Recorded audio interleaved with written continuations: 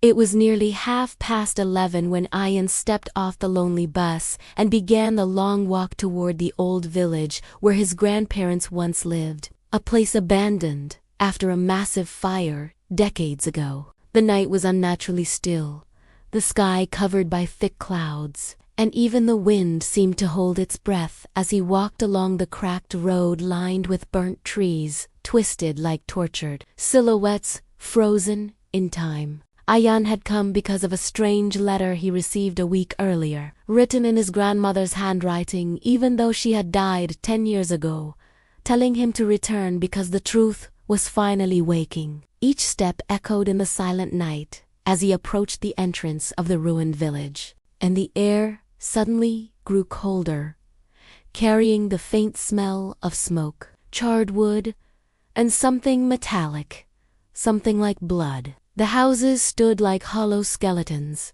blackened and broken, and as he walked deeper, he felt a strange sensation, as if unseen eyes were watching him from behind the shattered windows. His heartbeat quickened, but he pushed forward, following the directions written in the letter, leading him to his grandparents' old home at the far end of the village. The house should have been burnt to nothing, yet it stood strangely intact, the door slightly open as though it was expecting him, and a faint flickering light shined from inside. When he stepped in, the smell hit him first. Smoke mixed with something rotting, and the temperature dropped so sharply that his breath formed clouds in front of him. The living room was filled with unburnt photos of his family pinned on the walls, all taken long before the fire, but every face had been scratched out, except his own, which had a deep red circle drawn around it. His chest tightened as the house door slammed shut behind him,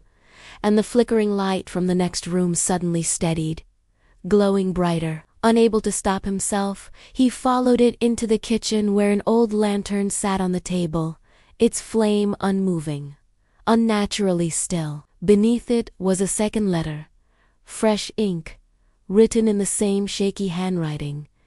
"Do not turn around." His breath stalled in his throat as the room shifted into complete silence, so silent he could hear his own heartbeat pounding like distant thunder. A faint breath brushed the back of his neck, icy cold, and the air behind him seemed to thicken, as though something large was standing there, inches away. His eyes stung with fear as he read the next line on the paper. "They never left the fire. They stayed behind, waiting for you."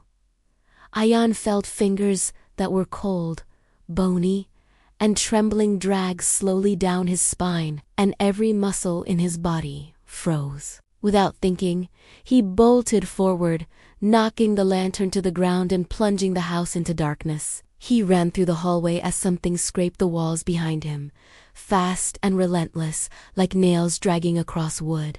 As he reached the front door, it would not open, no matter how hard he pulled. The scraping grew louder, closer, turning into the sound of many footsteps rushing toward him. Desperate, he threw himself against the glass window, shattering it, and tumbled outside onto the cold ground. When he looked back expecting to see whatever had chased him, the house was burning, fully engulfed in flames, yet completely silent, and inside the fire he could see dozens of blurred shapes standing motionless, staring out at him with hollow, glowing eyes. He staggered back, breath trembling, and began to run toward the main road, but as he reached the boundary of the village, he saw fresh footprints in the muddy path, his footprints, and beside them, a second trail of footprints that did not belong to him.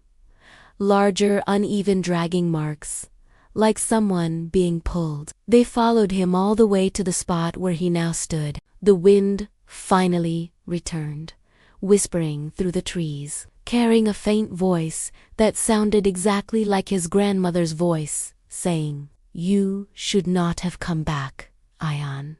Now none of us will let you leave again." The cold sensation crept up his back again, and before he could scream, the darkness swallowed him so completely that even the moon refused to shine.